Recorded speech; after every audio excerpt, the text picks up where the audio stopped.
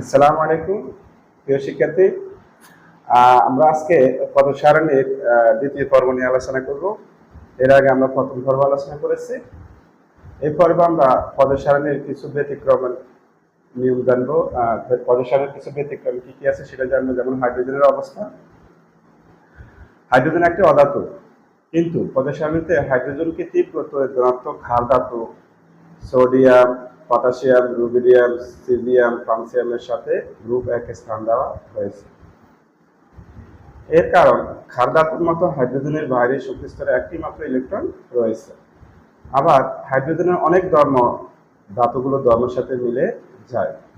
অন্যদিকে হ্যালোজেন মল, fluorine, chlorine, bromine, আয়োডিনের একটি পরমাণু যেমন একটি ইলেকট্রন গ্রহণ করতে পারে, হাইড্রোজেনও তেমন একটি ইলেকট্রন গ্রহণ করতে পারে।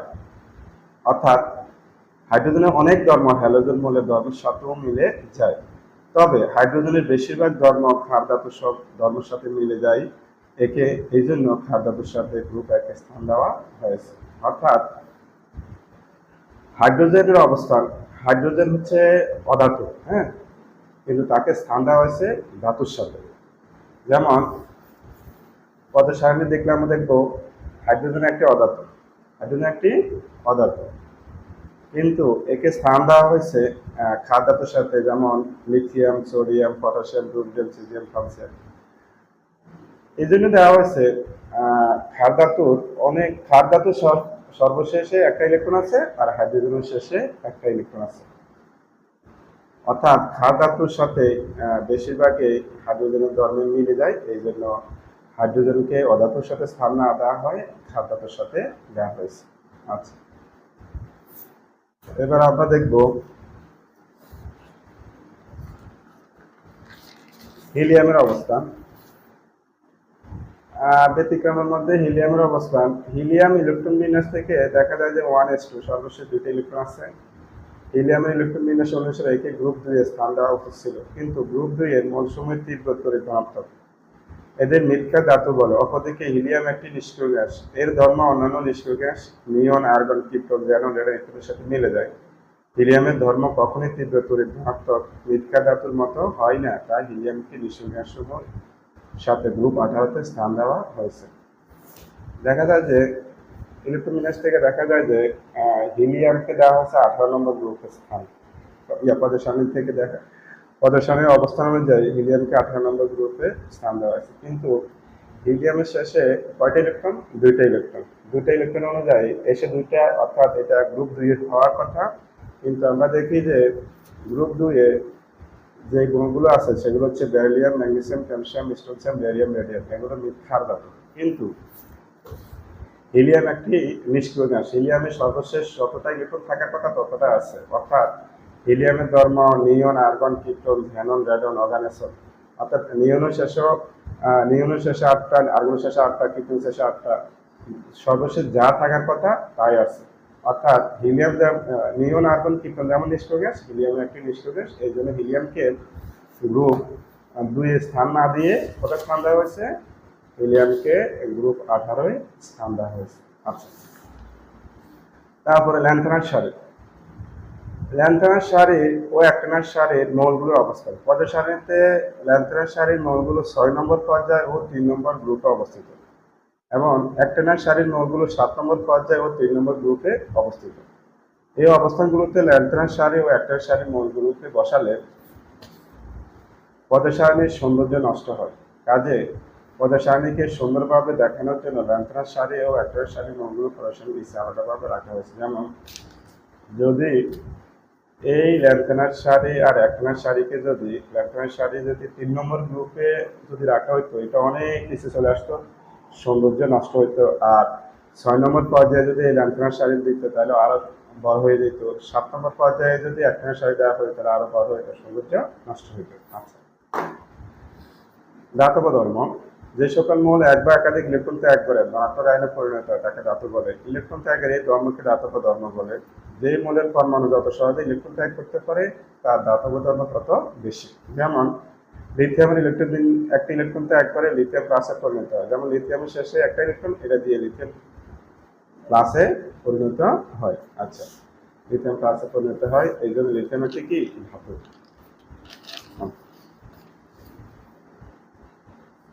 পদের সারিতে যে কোনো পর্যায়ে বাম থেকে ডানে গেলে দাতব ধর্ম হ্রাস পায়। এই ভামের দিকে ভামেরগুলো বেশিরভাগ দাতব ধর্ম আর ভামের দিকে বেশিরভাগ অদাতব ধর্ম, কারণ ভামেরগুলো সর্বশেষ শক্তিস্তর ইলেকট্রন সহজে কি করতে পারে, দিতে পারে। এই জন্য এগুলো হচ্ছে দাতব ধর্ম বেশি, আর অন্যগুলো অদাতব, ডান দিকেরগুলো অদাতব ধর্ম আছে। অদাতব ধর্ম যে সকল মৌল এক বা একাধিক ইলেকট্রন গ্রহণ করে ঋণাত্মক আয়নে পরিণত হয় তাদেরকে অধাতু বলে। অধাতুর ইলেকট্রন গ্রহণের এই ধর্মকে বলে অধাতব ধর্ম। যে মৌলের পরমাণু যত সহজে ইলেকট্রন গ্রহণ করতে পারে সেই মৌলের অধাতব ধর্ম তত বেশি। যেমন ক্লোরিনের একটি অধাতু, কারণ ক্লোরিনের ইলেকট্রন বিন্যাস থেকে দেখা যায় ক্লোরিনের সর্বশেষ উৎকৃষ্ট 7টি, সে একটা ইলেকট্রন গ্রহণ করে ক্লোরিন মাইনাস আয়নে পরিণত হয়। যেহেতু ক্লোরিন একটা ইলেকট্রন গ্রহণ করতে পারে পদার্থসারণীতে যে তাকে, তাই ক্লোরিনের অধাতব ধর্ম বিদ্যমান। পদার্থসারণীতে যে কোনো পর্যায়ে বাম থেকে ডানে গেলে অধাতব ধর্ম হ্রাস পায়। পদার্থসারণীতে যে কোনো পর্যায়ে বাম থেকে ডানে গেলে অধাতব ধর্ম বৃদ্ধি পায়। এখানে হ্রাস হবে না, অধাতব ধর্ম বৃদ্ধি পায়, হ্রাস হবে না। আচ্ছা, অধাতব ধর্ম কি পায়, বৃদ্ধি পায়, এটা হবে অপদার্থ। যে সকল মৌল কোনো সময় অধাতুর মতো আচরণ করে এবং কোনো সময় ধাতুর মতো আচরণ করে, যে সকল মৌল কোনো সময় ধাতুর মতো আচরণ করে আবার কোনো সময় অধাতুর মতো আচরণ করে তাদেরকে বলা হয় কি ধাতু, অপদার্থ বা অর্ধধাতু। আধুনিক সংজ্ঞা অনুযায়ী যে সকল মৌল যে কোনো সময় ইলেকট্রন ত্যাগ করে আবার কোনো সময় ইলেকট্রন গ্রহণ করে তাদেরকে অপদার্থ বলে। যেমন সিলিকন একটা অপদার্থ। আচ্ছা, সিলিকন, জার্মানিয়াম আরও আছে, আমরা সিলিকন জানলাম। আচ্ছা, পরমাণুর আকার পারমাণবিক ব্যাসার্ধ একই পর্যায়ে যতই বাম থেকে ডানে যায় পরমাণুর আকার তত হ্রাস পায়। একই গ্রুপে যত উপর থেকে নিচে যায় আকার তত বৃদ্ধি পায়। আমরা এটা সহজে জানবো, এটা জানা দরকার। একই পর্যায়ে বাম থেকে ডানে গেলে আকার হ্রাস পায়। একই গ্রুপে উপর থেকে নিচে গেলে আকার বৃদ্ধি পায়। একই পর্যায়ে বাম থেকে ডানে গেলে পারমাণবিক সংখ্যা বাড়তে থাকে, কিন্তু প্রধান শক্তিস্তর সংখ্যা ভালো না। পারমাণবিক সংখ্যা বাড়ালে নিউক্লিয়াসের প্রোটন, বাইরে ইলেকট্রন সংখ্যা বৃদ্ধি পায়। নিউক্লিয়াসের অধিক সংখ্যক প্রোটন নিউক্লিয়াসের বাইরের অধিক সংখ্যক ইলেকট্রনের মধ্যে আকর্ষণ বেশি হয়, ফলে ইলেকট্রনগুলোর শক্তিস্তর নিউক্লিয়াসের কাছে চলে আসে, ফলে পরমাণুর আকার হ্রাস পায়, ফলে পরমাণুর আকার ছোট হয়ে যায়। যেমন দ্বিতীয় শক্তিস্তরের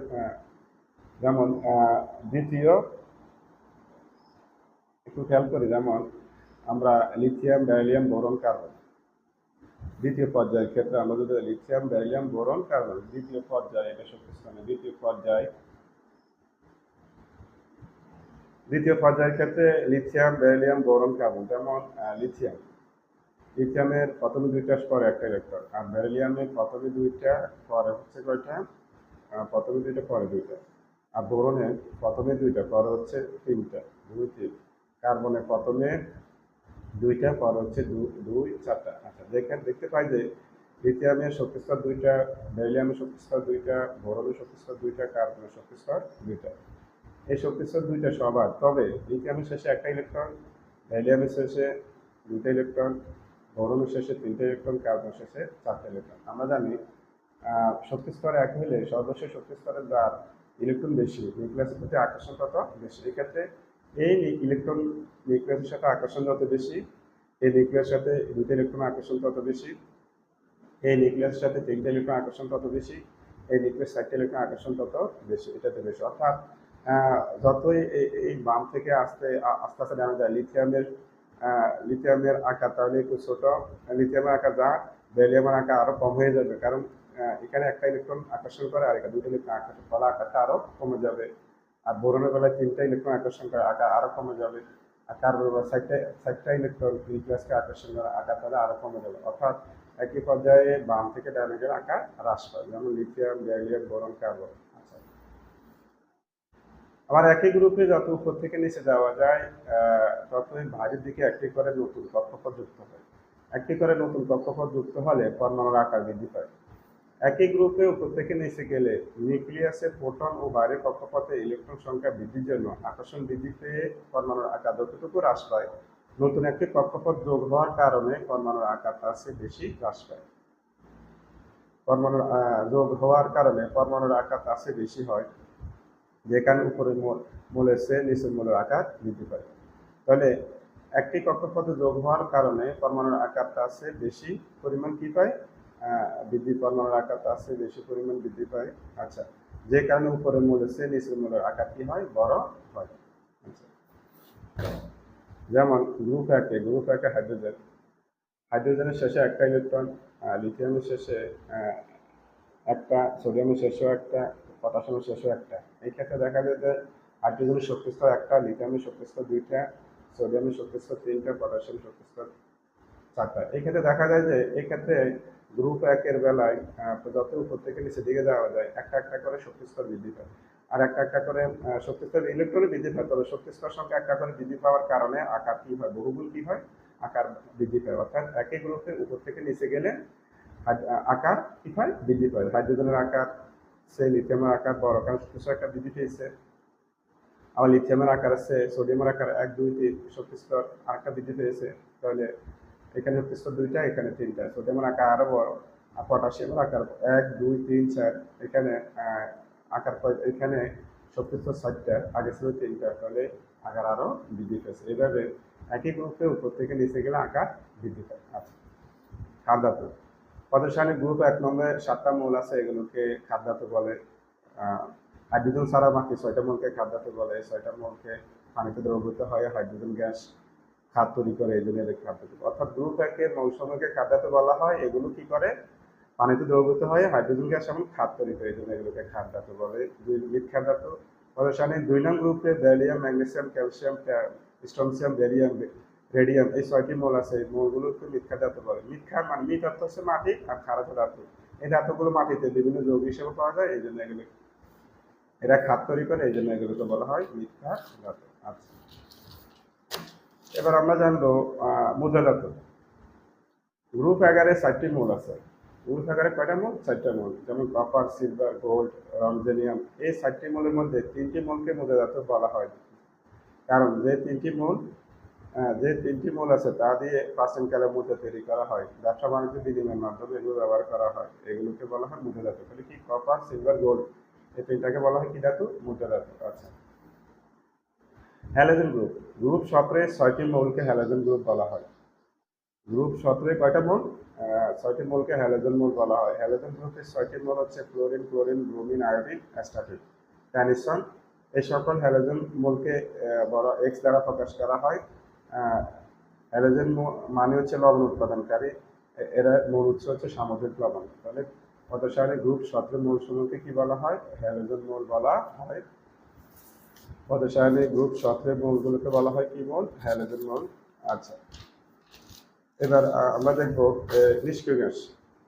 পদসারণী 18 নং গ্রুপের মৌলসমূহকে নিষ্ক্রিয় গ্যাস বলা হয়। এগুলো হচ্ছে হিলিয়াম, নিয়ন, আর্গন, কৃপন, জ্যানন, র্যাডন, অর্গানসন। মৌলগুলো সবচেয়ে বাইরে শক্তিস্তরে প্রয়োজনীয় ইলেকট্রন দিয়ে পূর্ণ থাকে বলে এরা ইলেকট্রন বিনিময় বা ভাগাভাগি করে অণু যৌগ গঠন করতে চায় না। রাসায়নিক বন্ধন গঠন বা রাসায়নিক বিক্রিয়া এরা নিষ্ক্রিয় থাকে বলে এদেরকে নিষ্ক্রিয় মৌল, নিষ্ক্রিয় গ্যাস বলা হয়। নিষ্ক্রিয় গ্যাসগুলো সাধারণত তাপমাত্রা গ্যাস হিসাবে, অর্থাৎ নিষ্ক্রিয় গ্যাস হলো গ্যাসীয়। নিষ্ক্রিয় গ্যাসকে আবার শূন্য গ্রুপ বলা হয়, এই জন্য কারণ এদের সর্বশেষ শক্তিস্তরে যতটা ইলেকট্রন আছে ততটা ইলেকট্রন থাকার কথা, যতটা ইলেকট্রন আছে, এই জন্য এরা ইলেকট্রন দেয় না, এদের নেয় না, এই জন্য এদের জারণ সংখ্যা শূন্য। আচ্ছা, এই জন্য এদেরকে শূন্য গ্রুপ বলা হয়। অবস্থান্তর মূলক। পরসারণীতে 3 নং গ্রুপের 12 থেকে 12 নং গ্রুপের মৌলগুলো, 3 নং থেকে 12 নং গ্রুপের মৌলগুলোকে অবস্থান্তর মৌল বলে। অবস্থান্তর মৌলগুলো যে সকল ধ্রুব গঠন করে সে সকল ধ্রুব রঙিন হয়। অবস্থান্তর মৌল বিভিন্ন দিকে প্রবাহক হিসাবে কি করে, কাজ করে।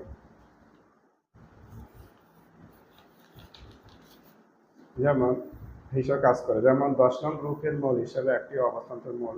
10 নং গ্রুপের মৌল নিকেল একটি অবস্থান্তর মৌল। নিকেল বিভিন্ন যৌগ বিক্রিয়া প্রবাহক হিসাবে কাজ করে। আচ্ছা, পদসারণীর সুবিধা। পদসারণীর সুবিধা হচ্ছে কি, রসায়ন পাঠ সহজীকরণ। 2016 সাল পর্যন্ত পৃথিবীতে 118টি মৌল আবিষ্কার করা হয়েছে। আমরা যদি শুধু 4টি ভৌত ধর্ম, যেমন গলনাঙ্ক, স্ফুটনাঙ্ক, ঘনত্ব ও কঠিন তরল গ্যাসীয় অবস্থায় 4টি রাসায়নিক ধর্ম, যেমন অক্সিজেন, পানি, অ্যাসিড, ক্ষার সাথে বিক্রিয়া বিবেচনা করে, তাহলে 118টি মৌল। একটা যদি হয় 4টা ভৌত, 4টা রাসায়নিক, 8টা, তাহলে 8, তো 118টি, 118 গুণ 8 ক্রমশ 900 কত 44টি ধর্ম বা বৈশিষ্ট্য লক্ষ্য করা যায়। অতএব এতগুলো ধর্ম মনে রাখা অসম্ভব ব্যাপার, কিন্তু পদসারণী সেই কাজটিকে অনেক সহজ করে দিয়েছে। এই যে এটা হচ্ছে পদসারণীর সুবিধা। নতুন মৌলের আবিষ্কার। কিছু কিছু দিন আগেও 7টি পর্যায়ে আর 18টি গ্রুপ নিয়ে গঠিত পরমাণুতে বেশ কিছু ফাঁকা ঘর ছিল। এই মৌলগুলো আবিষ্কার হওয়ার আগে এই ফাঁকা ঘরে যে মৌলগুলো বসবে তা বা তাদের ধর্ম কেমন হবে তা পরমাণুর থেকে ধারণা পাওয়া গিয়েছিল। বিজ্ঞানী মেন্ডেলিভ তার সাথে তার সময়ে আবিষ্কৃত 63টি মৌল তার আবিষ্কৃত পর্যায়ের সারণীতে স্থান দিতে গিয়ে যে মৌলগুলো সম্পর্কে ভবিষ্যৎবাণী করেছিল সেগুলো পরে কি হয়েছে আবিষ্কৃত হয়েছে। আচ্ছা, এবার আমরা দেখবো আয়নীকরণ শক্তি। আয়নীকরণ শক্তিটা কি? গ্যাসীয় অবস্থায় কোন মৌলের এক মোল গ্যাসীয় পরমাণু থেকে একটি ইলেকট্রন অপসারণ করে এক মোল ইলেকট্রন ধনাত্মক আয়নে পরিণত করতে যে শক্তি প্রয়োজন তাকে আয়নীকরণ শক্তি। অর্থাৎ সর্বশেষ থেকে একটা ইলেকট্রন অপসারণ করে যে শক্তি প্রয়োজন তাকে আয়নীকরণ শক্তি বলে। একই পর্যায়ে বাম থেকে ডান দিকে গেলে পারমাণবিক ব্যাসার্ধ হ্রাস পায়, আয়নীকরণ শক্তি কি পায়? বৃদ্ধি পায়। আবার একই গ্রুপে উপর থেকে নিচে গেলে পারমাণবিক ব্যাসার্ধ বৃদ্ধি পায়, আয়নীকরণ শক্তি হ্রাস পায়। যেমন সোডিয়াম, ম্যাগনেসিয়াম, অ্যালুমিনিয়াম, সিলিকনের মধ্যে কার আয়নীকরণ শক্তি বেশি? সোডিয়াম, ম্যাগনেসিয়াম, অ্যালুমিনিয়াম তৃতীয় পর্যায়ের মূল। আমরা জানি একই পর্যায়ে বাম থেকে ডানে গেলে পারমাণবিক আকার হ্রাস পায় কিন্তু আয়নীকরণ শক্তি বৃদ্ধি পায়। সোডিয়াম, ম্যাগনেসিয়াম, অ্যালুমিনিয়াম, সিলিকনের মধ্যে সিলিকন সবার ডানে। এই সিলিকন সবার কি ডানে? ডানে হলে এটার আকার সবচেয়ে কম, তবে এটার আয়নীকরণ শক্তি সবচেয়ে বেশি। তাই সিলিকনের আকার সবচেয়ে কম, তবে সিলিকনের আয়নীকরণ শক্তি সবচেয়ে বেশি। যেহেতু বাম থেকে ডানে গেলে আকার কম হলে আয়নীকরণ শক্তি বেশি। আচ্ছা, lithium, sodium, potassium, rubidium, caesium, ফ্রান্সিয়ামের মধ্যে কার আয়নীকরণ শক্তি সবচেয়ে কম? যেহেতু lithium, sodium, potassium, rubidium, caesium potassium 1 নং গুরুত্বপূর্ণ, আমাদের 1 নং গ্রুপে উপর থেকে নিচে গেলে আকার কি পায়? বৃদ্ধি পায়। এই ক্ষেত্রে lithium, sodium, potassium, rubidium, caesium ফ্রান্সিয়ামের আকার সবচেয়ে বেশি। ফ্রান্সিয়ামের আকার সবচেয়ে বেশি, এই জন্য ফ্রান্সিয়ামের আয়নীকরণ শক্তি সবচেয়ে কি কম। আচ্ছা, ইলেকট্রন আসক্তি। গ্যাসীয় অবস্থায় এক মোল গ্যাসীয় পরমাণুতে এক মোল ইলেকট্রন প্রবেশ করিয়ে এক মোল ঋণাত্মক আয়নে পরিণত। ওইখান ইলেকট্রন আয়নীকরণ শক্তি হচ্ছে সর্বশেষ থেকে একটা ইলেকট্রন অপসারণ করে ধনাত্মক আয়নে, আর ইলেকট্রন আসক্তি হচ্ছে সর্বশেষ একটা ইলেকট্রন যোগ করে একটি প্রবেশ করিয়ে ঋণাত্মক আয়নে পরিণত করলে এটাকে বলা ইলেকট্রন আসক্তি। একই রকম একই পর্যায়ে বাম থেকে ডানে গেলে আকার হ্রাস পায়, তবে ইলেকট্রন আসক্তি বৃদ্ধি পায়। আবার একই গ্রুপে উপর থেকে নিচে গেলে পরমাণুর আকার বৃদ্ধি পায়, আয়নীকরণ শক্তি হ্রাস পায়।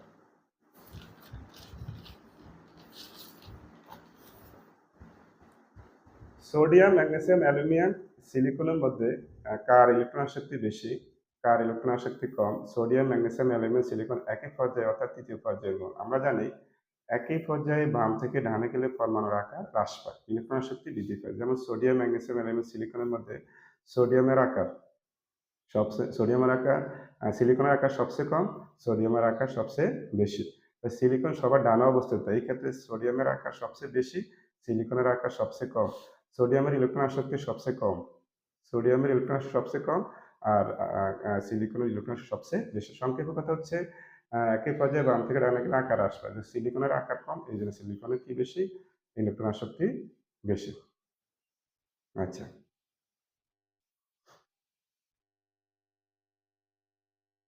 এবার ঋণাত্মকতা একই রকম। দুটি পরমাণু যখন সমযোজী বন্ধনে আবদ্ধ হয়, অণুতে পরিণত হয়, তখন অণুর পরমাণুগুলো বন্ধনের ইলেকট্রন দুটিকে নিচের দিকে আকর্ষণ করে, একেই ঋণাত্মকতা বলে। দুটি পরমাণু যখন সমযোজী বন্ধনে আবদ্ধ হয়, দুটি অণুতে পরিণত হয়, অণুর পরমাণুগুলো বন্ধনের ইলেকট্রন দুটিকে নিচের দিকে আকর্ষণ করে, এই আকর্ষণকে বলে তড়িৎ ঋণাত্মকতা। একই পর্যায়ে বাম থেকে ডানে গেলে পরমাণুর আকার হ্রাস পায়, তড়িৎ ঋণাত্মকতা বৃদ্ধি পায়। আগের মতো একই গ্রুপে উপর থেকে নিচে গেলে আকার বৃদ্ধি পায়, তড়িৎ ঋণাত্মকতা হ্রাস পায়। পর্যায় সারণীতে একই গ্রুপের মৌলগুলো একই ধর্ম প্রদর্শন করে, এটা ব্যাখ্যা করা হলো। 17 নম্বর গ্রুপের মৌল যেমন ক্লোরিন, ক্লোরিন, ব্রোমিন, আয়োডিন ইত্যাদি গ্যাস হাইড্রোজেনের সাথে বিক্রিয়া করে, যথাক্রমে hydrogen chloride, hydrogen chloride, hydrogen bromide, hydrogen iodine. আমরা দেখবো একই পর্যায় সারণী একই গ্রুপের মৌলগুলো একই ধর্ম প্রদর্শন, যেমন একটা গ্রুপ আমরা হিসাব করি 17 নম্বর গ্রুপে ক্লোরিন, ক্লোরিন, ব্রোমিন, আয়োডিন। এইগুলো প্রত্যেকটা ক্লোরিন, ক্লোরিন, ব্রোমিন, আয়োডিন প্রত্যেকটা কার সাথে বিক্রিয়া? হাইড্রোজেনের সাথে বিক্রিয়া করে কি তৈরি করে? গ্যাস তৈরি করে। প্রত্যেকটা হাইড্রোজেনের সাথে বিক্রিয়া করে, যথাক্রমে হাইড্রোজেন ক্লোরাইড এত গ্যাস তৈরি করে। যেমন হাইড্রোজেন ক্লোরিনের সাথে বিক্রিয়া করে হাইড্রোজেন ক্লোরাইড গ্যাস, হাইড্রোজেন ক্লোরিনের সাথে বিক্রিয়া হাইড্রোজেন ক্লোরাইড গ্যাস, হাইড্রোজেন ব্রোমিনের সাথে হাইড্রোজেন ব্রোমাইড গ্যাস, হাইড্রোজেন আয়োডিনের সাথে বিক্রিয়া হাইড্রোজেন আয়োডাইড গ্যাস তৈরি করে। অর্থাৎ সবগুলো মূল একই রকম হাইড্রোজেনের সাথে বিক্রিয়া করে হাইড্রোজেন ক্লোরাইড গ্যাস তৈরি করে। এগুলো 7 নম্বর গ্রুপে মূল, এগুলো একই রকম ধর্ম প্রদর্শন করে। আবার এই উৎপন্ন গ্যাসগুলো যদি পানিতে দ্রবীভূত করা হয় তাহলে হাইড্রোহ্যালাইড অ্যাসিড তথা হাইড্রোক্লোরিক অ্যাসিড হাইড্রোক্লোরিক অ্যাসিড, তারপর হাইড্রোভূমিক অ্যাসিড, হাইড্রোআয়োডিক অ্যাসিড তৈরি করে। এই একই রকম এই যে গ্যাসগুলো আমরা একটু আগে পাইছি হাইড্রোক্লোরাইড গ্যাস, এগুলো পানির সাথে বিক্রিয়া করে হাইড্রোক্লোরিক অ্যাসিড, তারপরে hydrochloric acid, hydrobromide acid, hydroiodide acid তৈরি করে। এই হ্যালাইড সমূহ যে কোনো কার্বনেট লবণের সাথে বিক্রিয়া করে কার্বন ডাই অক্সাইড গ্যাস তৈরি করে। যেমন ক্যালসিয়াম কার্বনের মধ্যে হাইড্রোক্লোরিক অ্যাসিড যোগ করলে কার্বন ডাই অক্সাইড গ্যাস উৎপন্ন হয়। যেমন একটু খেয়াল করলেন ক্যালসিয়াম কার্বনের সাথে একটু আগে যে আমরা হাইড্রোক্লোরিক অ্যাসিড পাচ্ছি, এগুলো বিক্রিয়া করে ক্যালসিয়াম ক্লোরিনের সাথে বিক্রিয়া করে ক্যালসিয়াম ক্লোরাইড, আর কার্বনের ভেঙে কার্বন ডাই অক্সাইড আর অক্সিজেন আর হাইড্রোজেন মিলে কি হবে, পানি তৈরি হবে। আচ্ছা, আবার ক্যালসিয়াম কার্বনেটের মধ্যে হাইড্রোক্লোরিক অ্যাসিড যোগ করি, ক্যালসিয়াম কার্বনেটের মধ্যে যদি আমি হাইড্রোক্লোরিক অ্যাসিড যোগ করি তাহলে আমি কি পাবো, ক্যালসিয়াম ক্লোরাইড, কার্বন ডাইঅক্সাইড, পানি। উপরের বিক্রিয়াগুলো থেকে বোঝা যায় যে 17 নম্বর গ্রুপের মোল ফ্লোরিন, ক্লোরিন, ব্রোমিন, আয়োডিন একই রকম ধর্ম ও বিক্রিয়া প্রদর্শন করে। এই জন্য আমরা বলবো একই গ্রুপের মোল একই রকম কি করবে, ধর্ম প্রদর্শন করবে। এই শিক্ষার্থী, তাহলে আজকে এই পদের সাথে আমাদের দ্বিতীয় পর্ব এই পর্যন্ত। সবাই ভালো থাকো, সুস্থ থাকো, আল্লাহ হাফেজ।